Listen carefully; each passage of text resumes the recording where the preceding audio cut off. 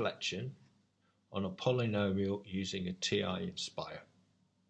Find the point of inflection on the graph of y equals 0.1 x cubed minus 0.5 x squared plus 0.2 x plus 2.8. First thing, draw yourself the graph. So this is our graph, and where I'm pointing you can see that there is a point of inflection. And remember, a point of inflection is where the curvature of the graph changes from positive to negative or from negative to positive, and we can see it's around this point. So we're going to find this point of inflection using the second derivative test. So the first thing we need to do is draw the graph of the second derivative.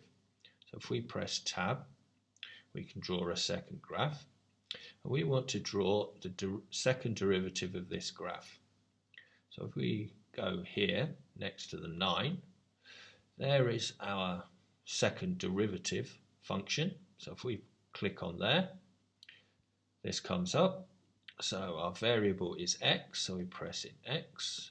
In the second box we want to draw our graph. So we can find our graph by going to VAR, and there is the only other graph we've drawn, F1. So if we click in there, again x is our variable. Now come out, and if we press enter, there is the graph of our second derivative, and we can see where I'm pointing it changes from negative to positive. So we want to find this point, and that point is a 0. So if we go to menu, go to analyze graph, and we open 1, which is 0, and it wants to know which graph we want the 0 on, so we press there. Now it wants our lower bound, so anywhere to the left of the point we know.